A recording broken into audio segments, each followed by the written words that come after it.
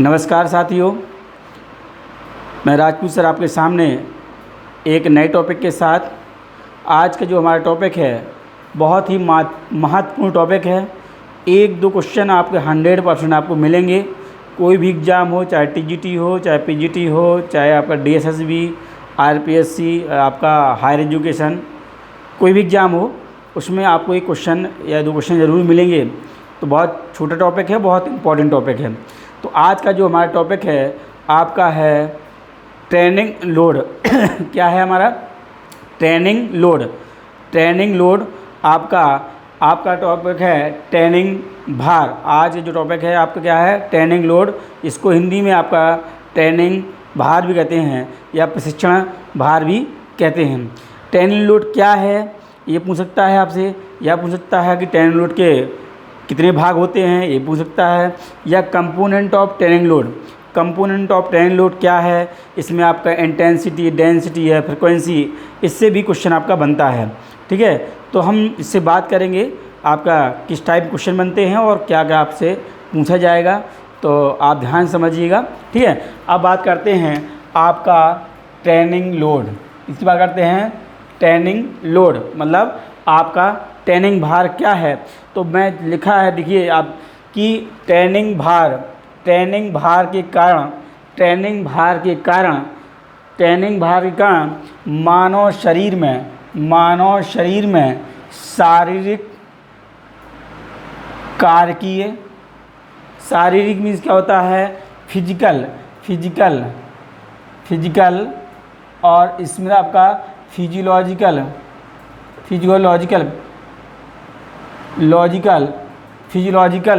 And और मनोवैज्ञानिक, मतलब साइकोलॉजिकल।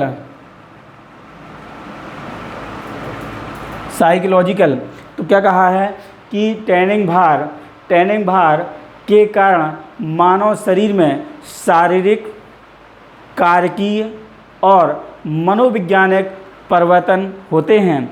क्या कहा? ट्रेनिंग भार के कारण मानव शरीर में शारीरिक, कारकीय और मनोवैज्ञानिक परिवर्तन होते हैं। ठीक है, तो मैंने कहा कि ट्रेनिंग भार के कारण आपका शारीरिक मतलब फिजिकल चेंजेज और आपका फिजियोलॉजिकल, कारकीय मीन्स क्या होता है? फिजियोलॉजिकल और आपका मनोवैज्ञानिक मतलब साइकोलॉजिकल चेंजेज होते हैं। किसके कारण होते हैं? आपका ट्रेनिंग लोड के कारण। तो फिर देख समझिए कि ट्रेनिंग भार का मानव शरीर में शारीरिक मतलब आपका फिजिकल डिस्टर्बेंस होता है। क्या होता है? फिजिकल डिस्टर्बेंस होता है। आपकी फिजिक होती है, जैसे आपको ट्रेनिंग लोड दिया जाएगा तो आपको थकान लगती है, आपके पोस्चर में क्या होगा? बदलाव आएगा। क्या होगा? बदलाव आएगा। ठीक है, अगर आपको ट्रेनिंग लोड दे दिया तो आपकी फिजिकल बॉडी है वो थोड़ा सा डिस्टर्ब होगी, थकान होगी, तो आपका पोस्चर में क्या होगा? बदलाव आएगा। फिजियोलॉजिकल मतलब क्रियात्मक मतलब इंटरनल ऑर्गन, जो हमारे आंतरिक अंग होते हैं, जो आपके इंटरनल सिस्टम होते हैं, उनमें भी क्या होगा? बदलाव आएगा। आपकी श्वास दर बढ़ जाएगी, आपकी हार्ट रेट बढ़ जाएगी, आपके बॉडी में लैक्टिक एसिड का फॉर्मेशन क्या हो जाएगा? बढ़ जाएगा। इसके कारण हमको थकान होने लगेगी। तो ये आपके क्या हो जाएंगे? फिजियोलॉजिकल मतलब जो आपके जो इंटरनल ऑर्गन्स हैं, आपके जो इंटरनल सिस्टम हैं, उनमें क्या होगा? चेंजेज, जो आपकी नॉर्मल स्थिति से आपका क्या होगा? बदलाव होगा। तो आपका क्या? फिजियोलॉजिकल डिस्टर्ब होंगे, जो नॉर्मल स्थिति है उससे क्या होगा? बदलाव होगा। जैसे हमारी हार्ट बीट है वो नॉर्मल से क्या होगी? बढ़ेगी। ब्रीथ रेट है, श्वास दर है, वो भी बढ़ेगी। लैक्टिक एसिड का फॉर्मेशन भी बढ़ जाएगा, इससे बॉडी में क्या होगी? थकान होगी। ये हमारे क्या है कि जब हम ट्रेनिंग लोड देंगे तो फिजियोलॉजिकल चेंजेज होंगे। फिर मैंने कहा मनोवैज्ञानिक, मतलब साइकोलॉजिकल, व्यक्ति जो मनोवैज्ञानिक, साइकोलॉजिकल मतलब एंजाइटी और स्ट्रेस वगैरह भी है। जब आपको लोड दिया जाएगा तो बॉडी क्या होगा? आपका मानसिक क्या होगी? थकान होगी, मानसिक तनाव होगा। इस तरह के क्या हैं?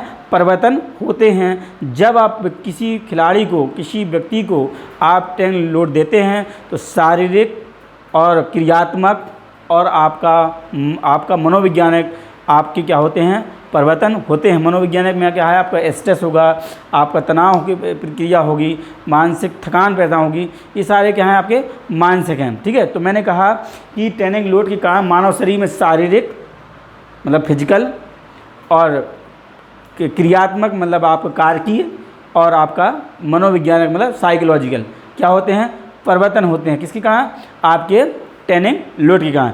अब मैंने कहा कि ट्रेनिंग लोड का भी बहुत इम्पोर्टेंट रोल है। अगर हम खिलाड़ी को ट्रेनिंग लोड नहीं देंगे तो आपके ट्रेनिंग लोड नहीं देंगे तो उसके प्रदर्शन क्षमता में वृद्धि नहीं होगी और उसके प्रदर्शन क्षमता में स्थायित्व नहीं आएगा। मैं लिखा है कि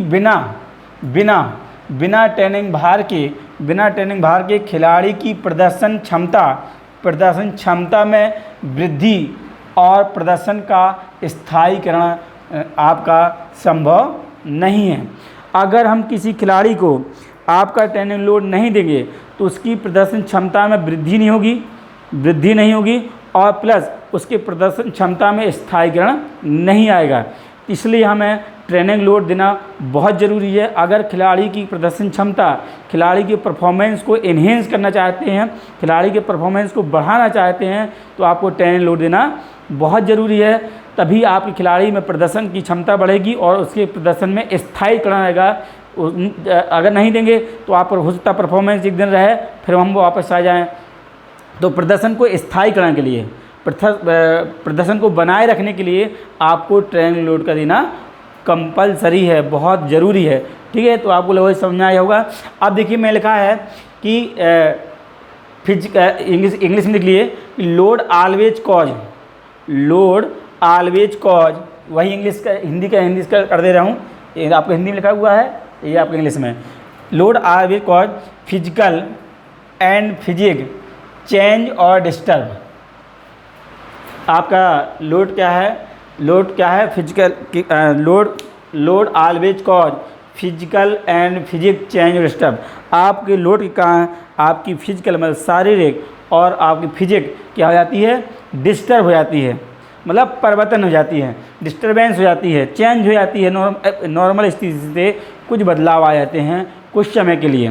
ठीक है, और परफॉर्मेंस के लिए भी ज़रूरी है, बदलाव आएंगे बट आपको लोड देना ज़रूरी है, तभी आपकी परफॉर्मेंस में क्या है, वृद्धि है। जैसे हम आपके स्टडी करें आप या कोई आप जनरली ग्राउंड में आते हैं और 2-3 चक्कर लगाते हैं, वो आपकी क्या है, आपका नॉर्मल लोड है। और जब आपको आपकी कैपेसिटी से थोड़ा ज़्यादा दिया जाए, एक सामान्य कैपेसिटी से थोड़ा ज़्यादा दिया जाए, वो क्या हो जाएगा, ट्रेनिंग लोड हो जाएगा। ठीक है, तो आप उसको आप क्या करें कि उसमें जब लोड देंगे तो थोड़ा सा थकान होगी, टेंशन होगी और कुछ आपके इंटरनल चेंजेज आएंगे। फिर इसके बाद वो धीरे धीरे फिर आपके एबनॉर्मल हो जाएंगे, ठीक, नॉर्मल हो जाएंगे। तो ये आपके लिए परफॉर्मेंस को एनहेंस करने के लिए, परफॉर्मेंस को बढ़ाने के लिए ट्रेनिंग लोड देना बहुत ज़रूरी है। अब देखिए अब क्या है, training load can be divide 2 parts. ये भी क्वेश्चन बनता है कि ट्रेनिंग लोड के कितने भाग होते हैं, तो training load can be divide 2 parts. Training load के 2 भाग होते हैं, आपका एक्सटर्नल लोड और इंटरनल लोड। ये भी पूछ सकता है कि एक्सटर्नल लोड क्या है, इंटरनल लोड क्या है। तो ट्रेनिंग लोड के can be divide 2 part. Training load के 2 भाग होते हैं। पहला है आपका एक्सटर्नल लोड बाह्य भार, और दूसरे कहते हैं इंटरनल लोड आपका आंतरिक भार। बाह्य भार क्या है, देखिए आप, तो मैं लिखा है कि आपका एक्सटर्नल लोड, एक्सटर्नल मतलब बाहर, लोड मीन्स भार, ठीक है। बाह्य भार किसे कहते हैं, देखिए किसी खिलाड़ी द्वारा किए गए कुल कार्य की मात्रा, किसी खिलाड़ी द्वारा किए गए कुल कार्य की मात्रा, आपने कुल कितना कार्य किया, कुल कार्य की मात्रा को बाह्य भार कहते हैं। आप कहते हैं कि मैंने 20 किलोमीटर की दौड़ पूरी की, तो 20 किलोमीटर दौड़ क्या है हमारा, वही हमारा क्या है, एक्सटर्नल लोड है। जैसे किसी व्यक्ति ने कहा कि 20 किलोमीटर की दौड़ में कुल किए 20 किलोमीटर की दौड़ में कुल कार की मात्रा कितनी है? 20 किलोमीटर दौड़ में कुल किए गए कार की मात्रा कितनी हमारी है? 20 किलोमीटर है हमारी। कितनी है? 20 किलोमीटर। ये हमारा एग्जाम्पल हो जाएगा। 20 किलोमीटर दौड़ आप क्या है? एग्जाम्पल है। हमने कितना कार किया? 20 किलोमीटर की रनिंग पूरी की है, तो हमारा एक्सटर्नल लोड क्या हो जाएगा? 20 किलोमीटर हो जाएगा। इसी तरह हम कहें कि 80 kg का वजन उठाना, 80 kg का वजन उठाना, तो हमारा कार कितना हुआ? हमने 80 kg का वजन उठाया। यही हमारा क्या है? बाह्य कार है। ठीक है। आप फिर से देखिए, किसी खिलाड़ी द्वारा कुल किए गए कुल कार की मात्रा, किसी खिलाड़ी द्वारा किए गए कुल कार की मात्रा, कि कुल कार मीन्स क्या है आपका? आपने कितना कार किया है, आपने कितना वर्कआउट किया है, वही क्या हमारी क्या है? एक्सटर्नल लोड है। जिसका आ गया कि किसी खिलाड़ी द्वारा 20 किलोमीटर की दौड़ पूरी की, तो 20 किलोमीटर क्या हमारा? आपका बाह्य भार होगा। हमने कहा कि 80 किलो वजन उठाया, 80 किलो वजन उठाया, तो आपका क्या 80 किलो वजन क्या है? ये भी क्या हमारा? बाह्य भार है। ये खिलाड़ी द्वारा क्या है? कुल किए गए कार की मात्रा है। खिलाड़ी द्वारा क्या उठाया? 80 किलो वजन उठाया। खिलाड़ी द्वारा कुल किए गए कार की मात्रा कितनी है? आपकी 80 किलो है, उसने 80 किलो वजन उठाया। या खिलाड़ी द्वारा 20 किलोमीटर की दौड़ पूरी की, तो खिलाड़ी द्वारा कुल किए गए कार की मात्रा कितनी है? 20 किलोमीटर। तो ये हमारा क्या है? आपका बाह्य भार में आता है, एक्सटर्नल लोड कहते हैं। ये पूछ सकता है खिलाड़ी द्वारा किए गए कुल कार की मात्रा को कहते हैं option number 1 internal load, option number 2 external load, option number 3 both और नन ऑफ दीज। तो आप क्या मारेंगे? एक्सटर्नल लोड, बाह्य भार। यह आ सकता है कि खिलाड़ी द्वारा 80 किलोमीटर भार उठाने को कहते हैं internal load, external load, both none of these, तो कहेंगे एक्सटर्नल लोड। अब बात करते हैं हम इंटरनल लोड की, आंतरिक भार की बात करते हैं। आंतरिक भार क्या है, किसे कहते हैं? तो मैं लिखा है कि आंतरिक भार मानव शरीर के कारकीय, मानव शरीर के कारकीय। देखिए बहुत इंपॉर्टेंट लाइन है, मानव शरीर के कारकीय, मानव शरीर के कारकीय मतलब फिजियोलॉजिकल। कारकी मीन्स होता है फिजियोलॉजिकल, फिजियोलॉजिकल मीन्स होता है कि जो आपके सिस्टम है, सिस्टम इंटरनल ऑर्गन्स, वो आपके बॉडी की जो सिस्टम है, हार्ट, लंग्स, आपका किडनी, ये क्या है? हमारे ब्रेन, ये क्या है? हमारे सिस्टम है। ठीक है। तो कारकीय और मनोवैज्ञानिक, मनोवैज्ञानिक मतलब आपका साइकोलॉजिकल, कह रहा है कि मानव शरीर के कारकी मीन्स होता है आपका फिजियोलॉजिकल, और मनोवैज्ञानिक मतलब साइकोलॉजिकल परिवर्तन की मात्रा को आपका कहते हैं आंतरिक भार कहते हैं। क्या कहा मैंने? कि मानव शरीर के कारकी और मनोवैज्ञानिक, मानव शरीर के कारकी और मनोवैज्ञानिक परिवर्तन की मात्रा को, मानव शरीर के कारकी और मनोवैज्ञानिक परिवर्तनों की मात्रा को आंतरिक भार कहते हैं। कि जब हम एक्सटर्नल लोड लेते हैं, बाह्य भाग कार्य करते हैं, तो बॉडी के इंटरनल ऑर्गन पर, आंतरिक अंगों पर क्या होता है? प्रभाव पड़ता है। उसमें कुछ क्या होते हैं? चेंजेज आते हैं, बदलाव आते हैं। जैसे हम 20 किलोमीटर की दौड़ कर रहे हैं या 80 किलो का वजन उठा रहे हैं, तो वो तो हमारा जो वजन उठाया या दौड़ पूरी की जो आपको दिख रहा है, वो क्या है? बाह्य भार है। बल्कि जो अंदर उस पर इफेक्ट पड़ता है, जो उस पर प्रभाव पड़ता है, उसे आपका इंटरनल लोड कहते हैं। जिसके कारण आपके फिजियोलॉजिकल जो आपके सिस्टम हैं, जो अंग हैं, उन पर क्या होगा? चेंजेज आएंगे। और आपके मनोवैज्ञानिक, आपकी मानसिक मन पर भी प्रभाव पड़ेगा। का फिजियोलॉजिकल, जैसे इसमें एग्जाम्पल में है कि आपका खिलाड़ी की हृदय गति, खिलाड़ी की हृदय दर आपकी क्या होगी? बढ़ जाएगी। नॉर्मल से आपकी क्या होगी? बढ़ेगी। परिवर्तन आएगा। इंटरनल आपका लोड पड़ा कि जो आपकी जो समान अवस्था में हार्ट बीट है, वो आपकी 70 to 80 है अप्रॉक्स में, और आप जब एक्सरसाइज करते हैं, जब लोड देते हैं खिलाड़ी पर, तो आपकी अकॉर्डिंग टू आपका लोड, आपकी इंटेंसिटी कैसी है, वर्कआउट करने का वॉल्यूम कैसा है, उसी आधार पे आपकी हार्ट बीट हो सकता है आपकी 140 से 160 या 160 से 200 तक पहुंच जाती है। तो वो डिपेंड करती है नेचर ऑफ वर्कआउट है, ठीक है। तो आप फिजियोलॉजिकल हार्ट रेट चेंज होगी, ब्रीथ रेट चेंज होगी, श्वास दर भी चेंज होगी। आपकी सामान्य श्वास दर आपका 14-16 बार पर मिनट आपकी होती है, 14 से 14 to 16 पर मिनट आपकी ब्रीथ रेट होती है। जब एक्सरसाइज करते हैं तो आपकी 14 टाइम पहुंच जाती है। ड्यूरिंग एक्सरसाइज क्या है, आपकी बढ़ जाती है। जब हम व्यायाम करते हैं, एक्सरसाइज करते हैं, तो उस दौरान हमारी क्या है, ब्रीथ रेट जो होती है वो आपकी हो जाती है 40 बीट पर मिनट हो जाती है। ये क्या हमारे फिजियोलॉजिकल चेंजेस हैं। आपके लैक्टिक अम्ल की मात्रा बढ़ जाती है, लैक्टिक अम्ल की मात्रा में चेंज होता है, जिसके कारण बॉडी क्या होती है, फटीग हो जाती है, थकान लगती है उसमें। तो ये हमारे क्या हैं, आपके फिजियोलॉजिकल चेंजेस हैं, ठीक है। अब मनोवैज्ञानिक का मतलब है कि आपका मानसिक थकान भी होती है। आप जब कार्य करते हैं तो आपके मानसिक में, मस्तिष्क में भी बदलाव आते हैं। आपको हो सकता है स्ट्रेस फील हो, या मानसिक थकान फील हो, तनाव फील हो, इस तरह की क्रियाएं आपको होती हैं। तो मैंने कहा कि आंतरिक भाग, मानव शरीर के कारकी और मनोवैज्ञानिक परिवर्तनों को, कारकी और मनोवैज्ञानिक परिवर्तनों को ही आंतरिक भाग कहते हैं। व्यक्ति में आपका जो आपका फिजियोलॉजिकल मतलब आपका हार्ट, लंग्स और आपके जो सिस्टम है, इनमें प्रभाव पड़े, नॉर्मल से एबनॉर्मल कंडीशन में आ जाएं, ठीक है। और आपका मनोवैज्ञानिक, मानसिक में आपका एंजाइटी, स्ट्रेस, ऐसी कंडीशन का सामना आपका होता है, ठीक है। तो उन्हीं में जो परिवर्तन होता है उसे हम आंतरिक भार कहते हैं। आंतरिक भार किसका परिणाम है, आंतरिक भार किसके परिणाम है, बाह्य भार का परिणाम है। बाह्य भार के कारण ही आंतरिक भार पर प्रभाव पड़ता है। देखिए, आंतरिक भार बाह्य भार का ही, आंतरिक बाह्य भार का ही परिणाम है, बाह्य भार का ही परिणाम है।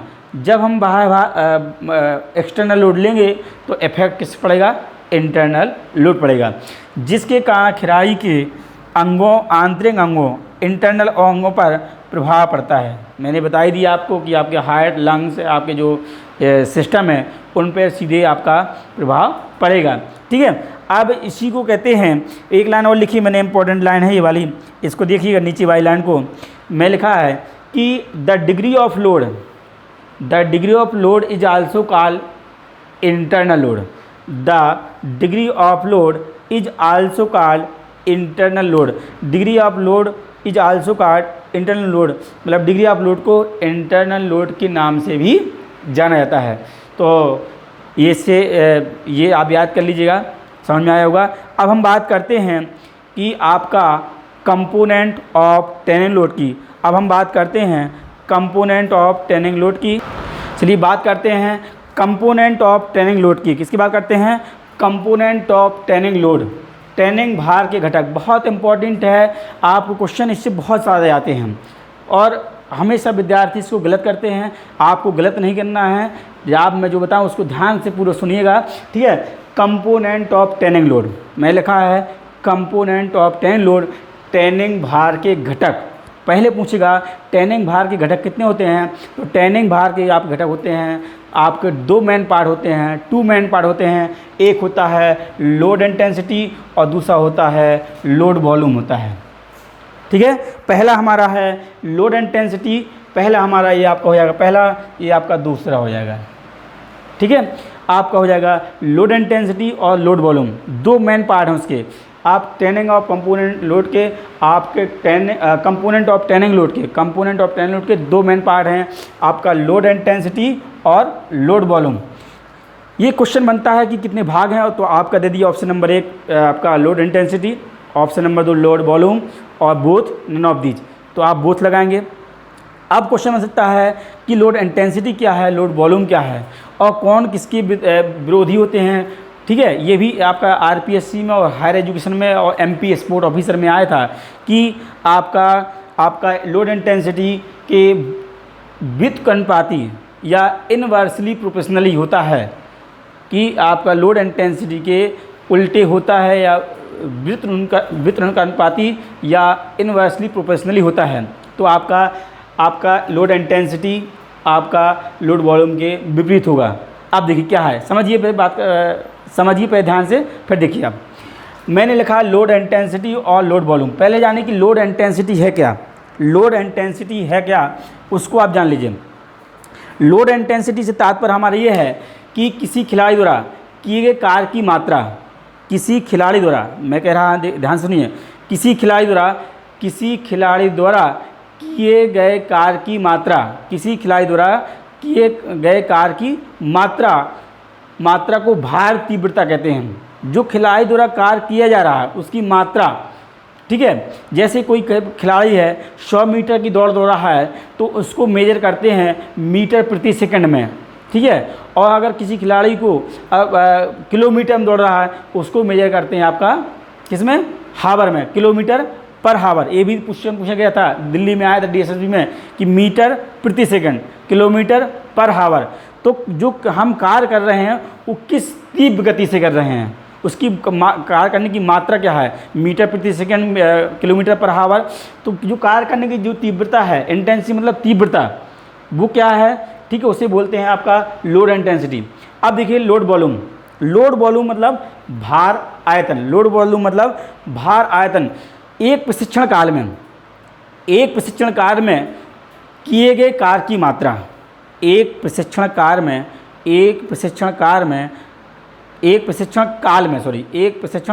में किए गए कुल कार्य की मात्रा, जो total amount of work done in A session, total amount of work done A session, कि जो हमने कार्य किया है, टोटल अमाउंट ऑफ वर्क कि सेशन, मॉर्निंग सेशन हो सकता है, इवनिंग सेशन हो सकता है, कि दोनों सेशन में, मॉर्निंग और इवनिंग में कितने घंटे वर्कआउट किया, उसे बोलते हैं वॉल्यूम। एक प्रशिक्षण काल में किए गए कार्य की मात्रा, प्रशिक्षण काल आपका मॉर्निंग भी है, इवनिंग भी है, दोनों को जोड़ देंगे तो जो हमने कार्य किया है, कितने घंटे कार्य किया, टोटल अमाउंट ऑफ वर्क कि कितने घंटे हमने कार्य किया। मान लो सुबह 2 घंटे किया, शाम को 2 घंटे किया, तो टोटल अमाउंट ऑफ वर्क कितना हो गया हमारा, 4 घंटे हमने वर्कआउट किया, 4 घंटे वर्कआउट किया। वो 4 घंटे क्या है, हमारी एक्सरसाइज के जो समय है वही क्या हमारा वॉल्यूम है, भार आयतन है, ठीक है, ये समझ में आ गया होगा। अब देखिए दोनों एक दूसरे के क्या होते हैं, विरोधी होते हैं। कैसे, अगर वॉल्यूम हाई है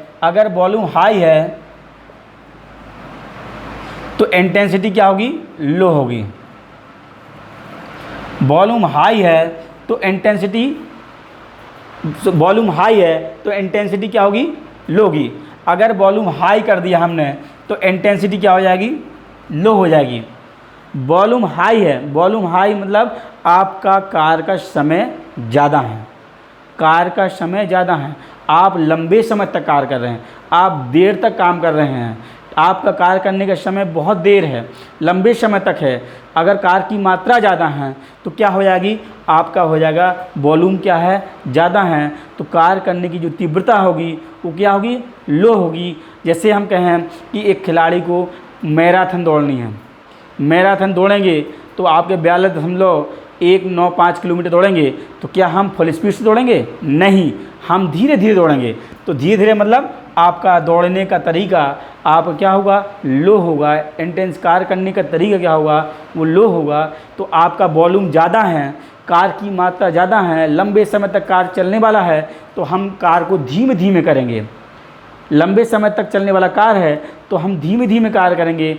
अगर अब देखिए तो क्या होगा, ये दोनों उल्टे है कि नहीं है, अगर ये ज़्यादा है तो ये कम होगा, इंटेंसिटी लो होगी। वॉल्यूम हाई है तो इंटेंसिटी लो होगी, ठीक है। वॉल्यूम मतलब आपका 42 किलोमीटर दौड़, इंटेंसिटी मतलब किस गति से दौड़ रहे हैं आप, स्पीड कितनी है आपकी, 20 की स्पीड से दौड़ रहे हैं, 30 की दौड़ रहे हैं, 40 की दौड़ रहे हैं, ये हमारी क्या हो जाएगी, इंटेंसिटी हो जाएगा, ठीक है। ये दोनों क्या होती है, इनवर्सली प्रोपोर्शनली होते हैं। क्वेश्चन आया था कि भार आयतन के व्युत्क्रम अनुपाती होता है, कौन होता है, लोड इंटेंसिटी होता है। ये दोनों एक दूसरे क्या होते हैं, विरोधी होते हैं, ठीक है। अगर अब देखिए अब देखिए इसमें क्या है कि अगर आपका वॉल्यूम लो है, देखिएगा वॉल्यूम लो है, वॉल्यूम आपका लो है, वॉल्यूम लो है तो इंटेंसिटी क्या होगी आपकी हाई होगी। क्या होगी? हाई होगी।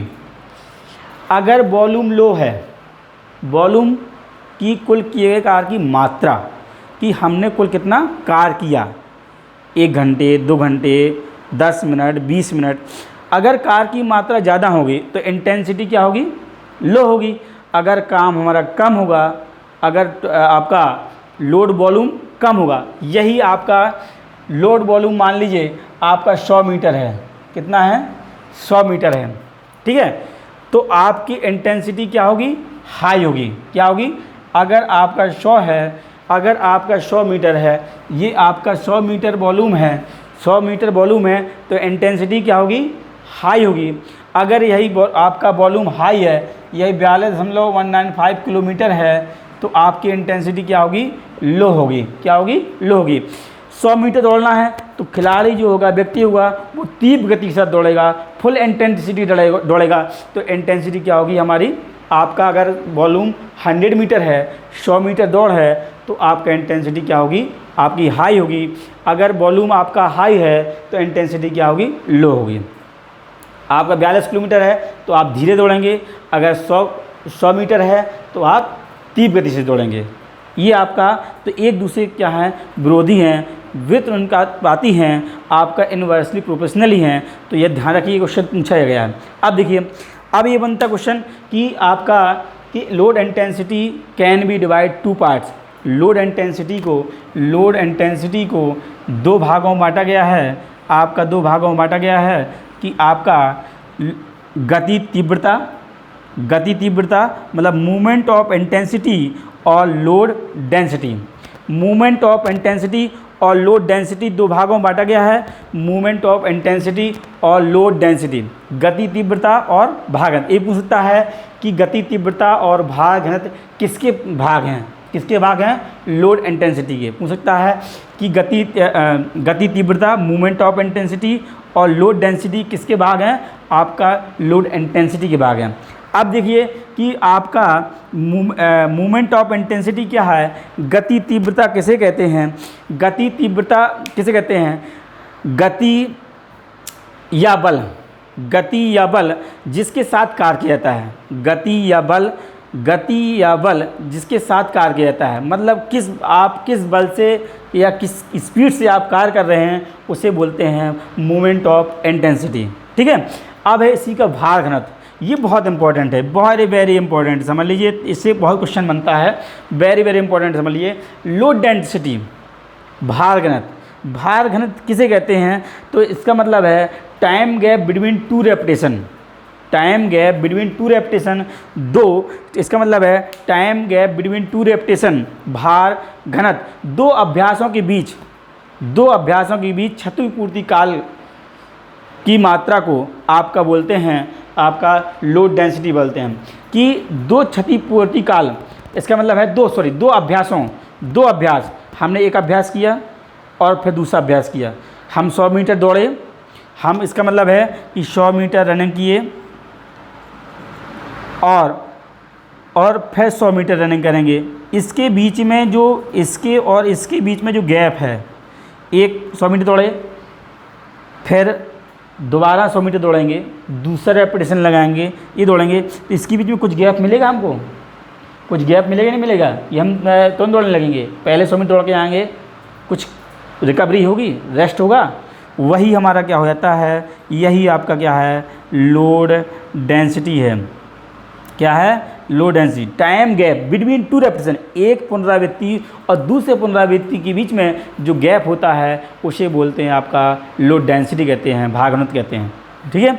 अब देखिए ड्यूरेशन ऑफ मूवमेंट और अब बात करते हैं लोड वॉल्यूम की। Load volume can be divide 2 parts. आपका ड्यूरेशन ऑफ मूवमेंट और frequency of movement. Duration of movement क्या है और फ्रीक्वेंसी ऑफ मूवमेंट क्या है। अब बात करेंगे हम ड्यूरेशन ऑफ मूवमेंट कि आपका गति काल कैसे कहते हैं। गति काल का मतलब है किसी खिलाड़ी या क्रिया या अभ्यास को कितनी देर तक किया है, किसी खिलाड़ी द्वारा किसी गति को करने में कितना समय लिया है, किसी खिलाड़ी द्वारा या किसी अभ्यास को या किसी गति को करने में खिलाड़ी द्वारा कितना समय लिया है उसे गति काल कहते हैं। जैसे हम कोई काम कर रहे हैं, उस काम को करने में कितना समय लगा है उसे बोलते हैं duration of movement. Duration means समय, ठीक है। मूवमेंट मीन्स कि किसी कार्य को या किसी गति को करने में कितना समय लगा है उसे बोलते हैं ड्यूरेशन ऑफ मूवमेंट कहते हैं। फ्रीक्वेंसी, अब है दूसरा पार्ट हमारा फ्रीक्वेंसी ऑफ मूवमेंट। और फ्रीक्वेंसी ऑफ मूवमेंट की गति की आवृत्ति क्या है, एक अभ्यास की क्रिया को कितनी बार दोहराया, एक अभ्यास की क्रिया जो हम कार्य कर रहे हैं उसकी कितनी रेपिटेशन, कितनी पुनरावृत्ति। मैंने यहाँ पर लिखा था कि 100 मीटर दौड़े, एक बार हो गया, फिर दूसरी बार दौड़े, फिर तीसरी बार दौड़े, ये क्या हमारे यहाँ हो जाएंगी, पुनरावृत्ति हो जाएंगी। कितने हम रेपिटेशन लगाए तो आपको कितनी फ्रिक्वेंसी, आप कितनी बार किसी अभ्यास को आपने कितनी बार किया है वो होगा फ्रिक्वेंसी ऑफ मूवमेंट। अब देखिए इसमें मूवमेंट ऑफ इंटेंसिटी, ठीक है, इसको हम इससे ले सकते हैं, मूवमेंट ऑफ इंटेंसिटी, इससे हम जोड़ सकते हैं, इसको इसके जोड़ सकते हैं।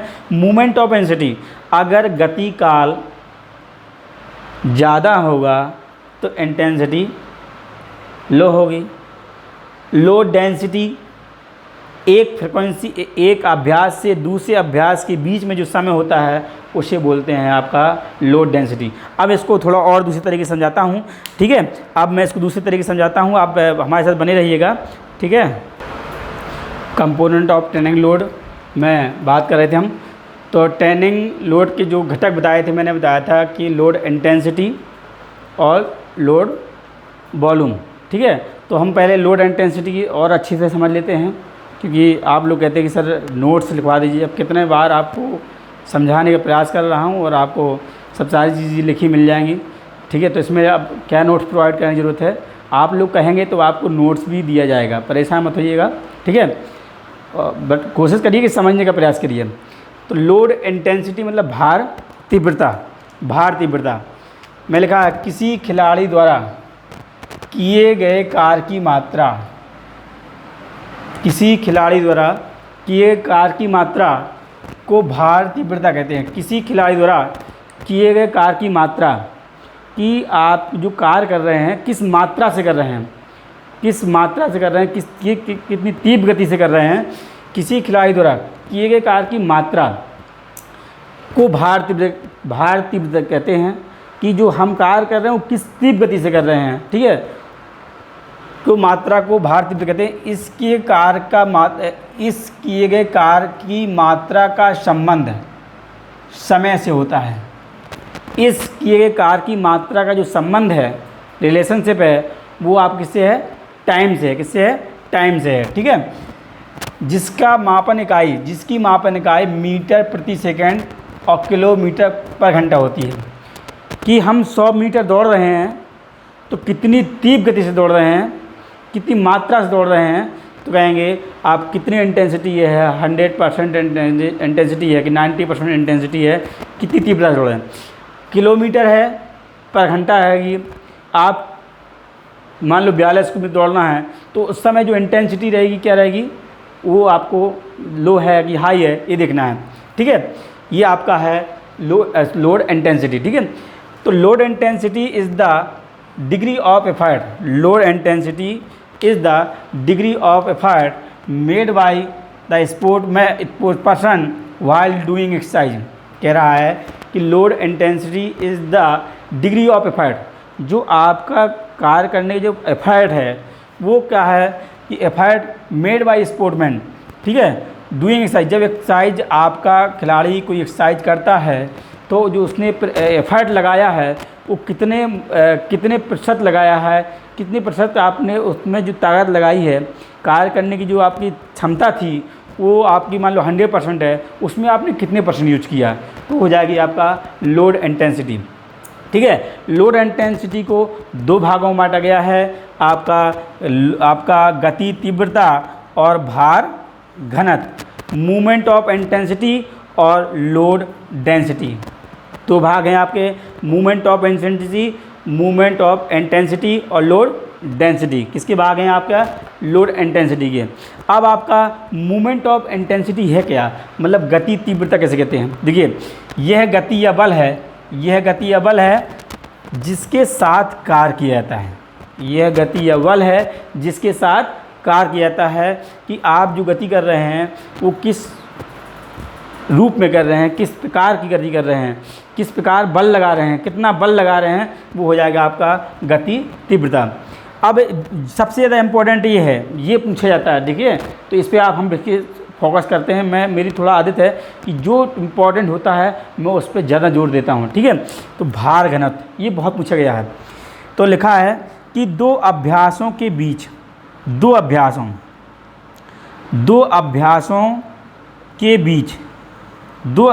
बीच मध्य क्षतिपूर्ति काल को हम रिकवरी पीरियड कहते हैं। क्या बोलते हैं? Recovery period. दो अभ्यास, एक अभ्यास किया फिर दूसरा अभ्यास किया, एक अभ्यास किया कुछ समय क्या रहेगा? गैप रहेगा, फिर दूसरा अभ्यास करेंगे, ठीक है। जैसे हमारी क्लास चली, 1 घंटा चला, कुछ देर के हमने इंटरवल कर दिया, फिर दूसरा क्लास चला, तो जो गैप हो जाएगा, ठीक है, उसे हम बोलते हैं क्षतिपूर्ति की मात्रा को भार घनत्व कहते हैं, ठीक है। दो अभ्यासों के बीच एक अभ्यास, एक एक्सरसाइज, एक जैसे 100 मीटर रनिंग किए, फिर कुछ गैप किया, फिर 100 मीटर रनिंग है, तो एक अभ्यास के 100 मीटर हुआ, दूसरा अभ्यास भी 100 मीटर हुआ, उसके बीच में जो गैप है उसे बोलते हैं आपका लोड डेंसिटी। तो क्या लिखा हुआ है कि दो अभ्यासों के बीच मध्य क्षतिपूर्ति काल की मात्रा को भार घनत्व कहते हैं। समझ में आ गया होगा। या लोड डेंसिटी, अब इसको भी इंग्लिश में लिख लीजिए। Load density is understood to be duration of recovery. यहाँ से देखिए, duration of recovery between two repetition, duration of recovery का समय बिटवीन टू रेपिटेशन, दो पुनरावृत्तियों के मध्य जो आपका रिकवरी का जो समय है उसे कहते हैं लोड डेंसिटी, आपका भार घनत्व। या कह सकते हैं एक सिंपल वर्डों में कह लीजिए, time gap between two repetition. Time का जो गैप होता है दो अभ्यासों के बीच जो गैप है, या दो पुनरावृत्तियों के बीच जो गैप है, उसे बोलते हैं आपका लोड, आपका डेंसिटी। अब हम बात करते हैं आपका लोड वॉल्यूम की बात करते हैं। किसकी बात करते हैं? Load volume. भार आयतन क्या है मैं एक बार बता चुका हूँ, तब भी आप दोबारा समझ लीजिए क्या है भार आयतन, लोड वॉल्यूम। मैंने बताया था कि एक प्रशिक्षण काल में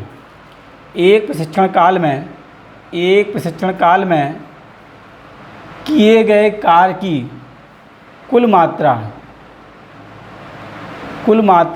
एक प्रशिक्षण काल में किए गए कार्य की कुल मात्रा को भार आयतन कहते हैं, ठीक है।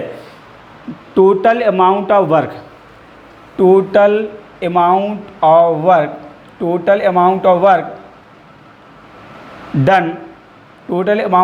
डन व्हाइल परफॉर्मिंग एक्सरसाइज ए ट्रेनिंग सेशन। कहने का तात्पर्य है कि ट्रेनिंग सेशन मतलब सेशन आपका मॉर्निंग, इवनिंग, और फिजिकल एजुकेशन में एक्टिविटी जब कराई जाती है तो मॉर्निंग इवनिंग ही चलता है, और वैसे तो आपका मॉर्निंग, नून और इवनिंग भी चलता है।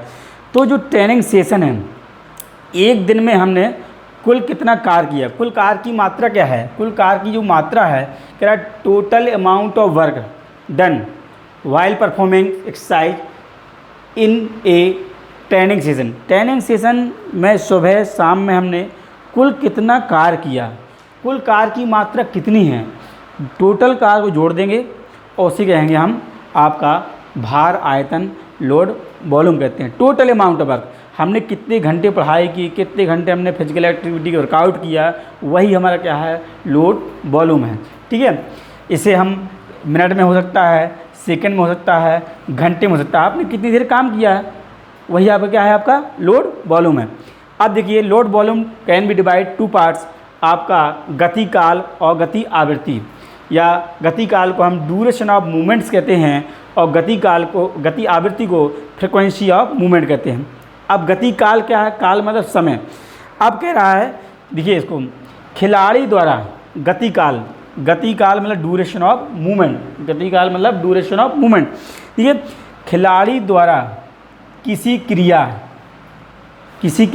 मतलब एक्टिविटी या अभ्यास, किसी क्रिया या अभ्यास या गति, किसी क्रिया या अभ्यास या गति को पूर्ण करने में जितना समय लगता है उसे गति काल कहते हैं। किसी क्रिया को करने में जो समय लगता है, किसी क्रिया को करने में या किसी गति को करने में जो समय लगता है, या किसी अभ्यास को, कोई अभ्यास हम कर रहे हैं उसको करने में जो टाइम लगेगा वही हमारा क्या है? ड्यूरेशन ऑफ मूवमेंट है। क्या है? ड्यूरेशन ऑफ मूवमेंट, गति काल। ठीक है, अब देखिए हमारा है नेक्स्ट है गति आवृत्ति। ये हमारा दूसरा है आपका गति आवृत्ति, फ्रिक्वेंसी ऑफ मूवमेंट। ये भी बहुत इंपॉर्टेंट है। कह रहा है कि फ्रिक्वेंसी ऑफ मूवमेंट, लिखिए एक अभ्यास या क्रिया को कितनी बार दोहराया गया है। एक अभ्यास, हम यहाँ अब एक मतलब अभ्यास को करने में कितना समय लगता है उसकी बात कर रहे थे। अब इसमें हम बात कर रहे हैं कि एक अभ्यास या क्रिया को कितनी बार दोहराया गया है, कितनी बार दोहराया गया है, या उसकी कितनी बार पुनरावृत्ति की गई है, कितनी बार दोहराया गया है, कितनी या पुनरावृत्ति की गई है, उसे कहते हैं आपका फ्रिक्वेंसी ऑफ मूवमेंट। जैसे मोड होता है, मोड, जब आप मैं स्टैटिक्स पढ़ाऊँगा, सांख्यिकी पढ़ाऊँगा तो उसमें बताऊँगा कि मोड क्या है, mean, median mode, standard deviation, quartile, बहुत सारी चीज़ें हैं, टी, एफ, जेड, इनकोवा। ठीक है, तो उसमें मोड आता है। मोड में क्या होता है? जब कोई अंक बार बार आए, जब किसी अंक की आवृत्ति बार बार हो तो क्या हो? मोड रहता है। तो इसमें कह रहा है कि आपकी जो भी हम अभ्यास कर रहे हैं उस अभ्यास के हमें कितने रेपिटेशन लगे। जैसे हमें 100 मीटर है, 100 मीटर के हमें 3 सेट लगाना है और एक सेट होगा हमारा 10, एक सेट में हम 10 पुनरावृत्ति करते हैं। ठीक है, तो उसकी पुनरावृत्ति कितनी हमारी है? 10। ये हमने किसी सेट को 100 मीटर के 10 पुनरावृत्ति लगा रहे हैं। हम कितनी लगा रहे हैं? 10 पुनरावृत्ति लगा रहे हैं। ठीक है, तो वही हो जाएगा आपका फ्रिक्वेंसी ऑफ मूवमेंट। और मैंने उसमें बताया था कि एक पुनरावृत्ति से दूसरे पुनरावृत्ति के मध्य जो होगा वो क्या हो जाएगा? लोड डेंसिटी हो जाएगा। ठीक है, कि किसी कार्य की या अभ्यास को कितनी बार दोहराया गया है वही कहलाता हमारा आपका फ्रिक्वेंसी ऑफ मूवमेंट। लगभग आपको समझ में आ गया होगा। तो मुझे पूर्ण विश्वास है कि आप अच्छी तरह से समझ गए होंगे। अब स्पोर्ट ट्रेनिंग में जो आगे बात करेंगे, अभी 2-3 टॉपिक आपके बचे हुए हैं, वो लगभग जल्दी समाप्त हो जाएंगे। फिर इसके बाद हम किसी नए टॉपिक की हम चर्चा करेंगे। ठीक है, जो आप एनाटॉमी ले लेंगे, या तो फिजियोलॉजी ले लेंगे, या साइकोलॉजी, या बायोमैकेनिक्स, आपका टेस्ट मेजरमेंट, हिस्ट्री, जो भी आप प्लान बनाते हैं उसी हिसाब चलेंगे। और घबराने की ज़रूरत नहीं है, जितना बताया जाए उतना आप कंप्लीट करते जाइए। और हर पर डे आपको टॉपिक बाई क्वेश्चन भेजे जाते हैं। एक टॉपिक से तो ढेर सारे क्वेश्चन, 20 क्वेश्चन तक भेजे गए इस बार। ठीक है, हर टॉपिक से किसी दिन 10, किसी दिन 20, किसी दिन 15, इस तरह से डेली टॉपिक बाय टॉपिक आपको क्रीम बिल्कुल दिया जा रहा है कि आपको कुछ एक्स्ट्रा पढ़ने की ज़रूरत ही नहीं है। हमारा जो टारगेट है, टारगेट के हिसाब से हम क्वेश्चन बनाते हैं और आपको देते हैं, तो उनको सॉल्व कराते हैं और उसके आंसर भी बताए जाते हैं।